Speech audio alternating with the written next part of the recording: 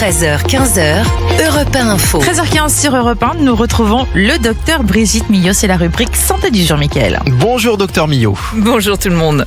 Alors Brigitte, aujourd'hui vous nous parlez de 3 bobos de l'eau de l'été et on commence par l'otite du baigneur. Alors, elle n'a rien à voir avec celle que les enfants attrapent en hiver.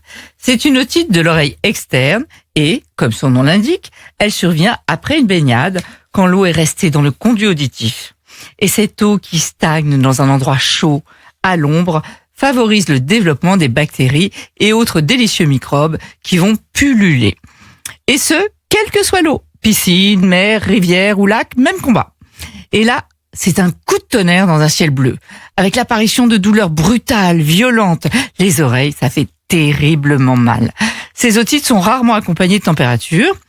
Il est toujours préférable de consulter le médecin qui va prescrire généralement des gouttes antibiotiques, un anti-inflammatoire et un médicament pour soulager la douleur. Et bien sûr, baignade interdite jusqu'à la fin du traitement.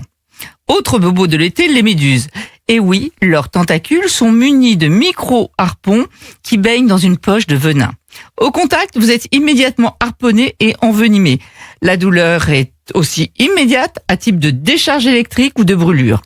Il faut rincer à l'eau de mer, surtout pas d'eau douce, qui ferait éclater les vésicules pleines de venin. Et pour enlever les vésicules restant sur la peau, racler, un bâton d'esquimau ou une carte bancaire feront l'affaire. Pour apaiser la brûlure, vous pouvez utiliser une crème à base de cortisone et si des signes généraux apparaissent, il faut aller au poste de secours ou appeler le 15. Et pour terminer, cette vieille croyance populaire qui a la dent dure, on ne se baigne pas après le repas. Alors je vous rappelle juste que la digestion dure plusieurs heures. Donc oui, on peut tout à fait se baigner après un repas. En revanche, l'hydrocution existe. Elle est causée par le choc thermodifférentiel. En effet, si vous êtes resté exposé à une forte chaleur, votre température corporelle monte, vos vaisseaux se dilatent pour évacuer de la chaleur afin de refroidir le corps. Et si vous rentrez brutalement dans une eau fraîche, les vaisseaux se resserrent d'un coup, l'oxygène baisse, le cœur ralentit, pouvant créer des étourdissements ou des difficultés à respirer. Et quand on est dans l'eau, cela peut avoir des conséquences redoutables. Donc, on se mouille la nuque et on entre progressivement dans l'eau. Merci beaucoup Brigitte Millot. Mis à part ça, vous allez passer de bonnes vacances. Mais oui. Un bel été. Il n'y a pas de raison. Voilà, il n'y a pas de raison. On évite tous les bobos de l'été.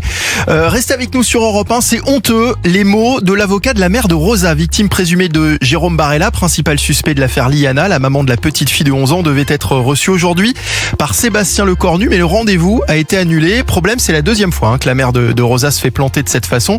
On en parlera dans un instant avec mes chroniqueurs cet après-mmidi, Hélène Rouet et Gilles William Golnadel. Il est 13h18, excellent après-midi. Vous écoutez Mickaël Dorian sur Europe 1.